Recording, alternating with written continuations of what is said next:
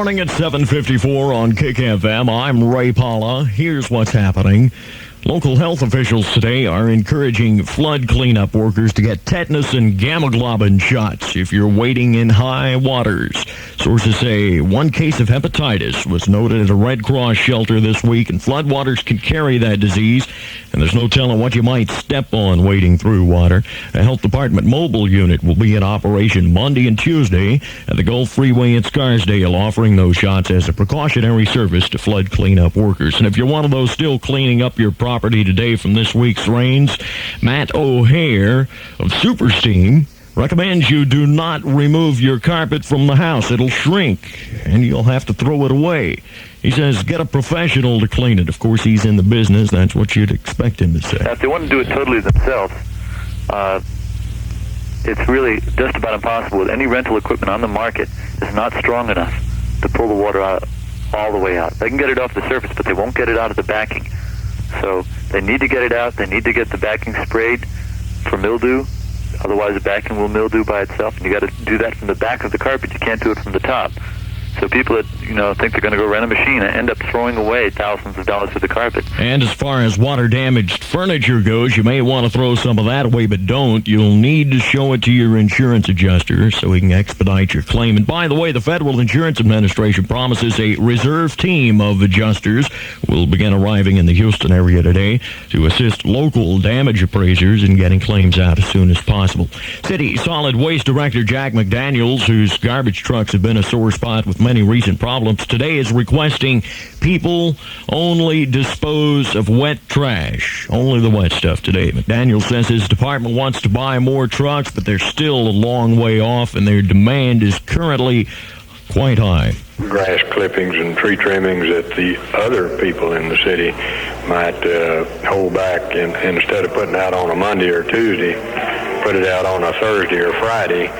On the latter days, it would help us to stay ahead of the situation. 300 phone company employees will be busy today rummaging through tiny water-soaked wires and equipment to restore some 50,000 connections before they go crazy. Ken Brazel, a Bell PR man, promises a full return to service by Tuesday, and he pleads for some let-up, please, in the number of service calls they've received. Brazel points out the Bell system knows which lines are down, and they'll be repaired when they get that way, and no sooner. Emergency-only calls are being allowed from the League City area again today. Oh, and there's good news in the Alvin area where the public water supply may have been contaminated by drainage water. Ozarka will be distributing free water beginning at 9 this morning at the Alvin Junior College.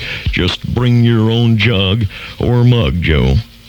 In other news, big city mayors are praising the recent cabinet appointments of President Carter, former New Orleans Mayor Moon Landrieu as HUD Secretary, and Portland, Oregon Mayor Neil Goldschmidt as Transportation Secretary. The Astros lost last night 11-7 to the Los Angeles Dodgers. They meet again tonight at the Dome. KIKK weather. Partly cloudy and warm through tomorrow. A 40% chance of mostly daytime thunder showers. High this afternoon, 92. It's partly cloudy, 80 now. I'm Ray Palla on KIKK FM. Malibu Grand Prix. Malibu Grand Prix. Malibu Grand Prix. This may sound like something you'd expect to hear on the Indy 500, but it's the Malibu Grand Prix racetrack on the Southwest Freeway. What's the track record? I think it's about 51.3, 51.4.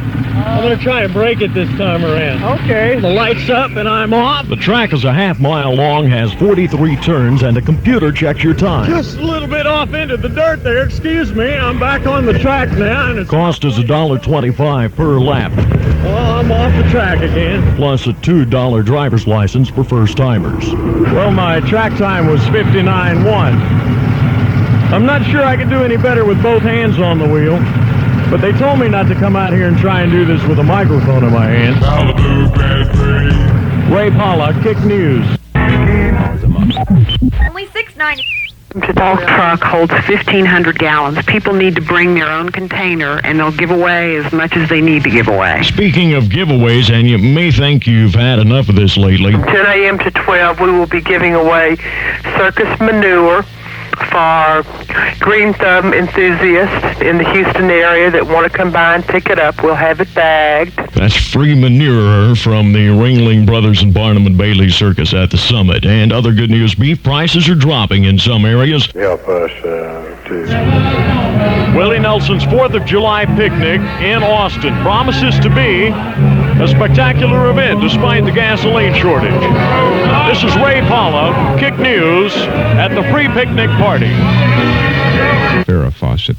As I'm lifted up from the helicopter pad that greeted many of the artists today, to my left is the 4,000 some odd square foot Pedernales Country Club party house, overlooking a Texas-sized boot-shaped swimming pool, open only to VIPs today, and a glimpse of Lake Travis. To my right, about 200 yards away, is the backstage area. The stage sits on the club's 9th hole of the golf course.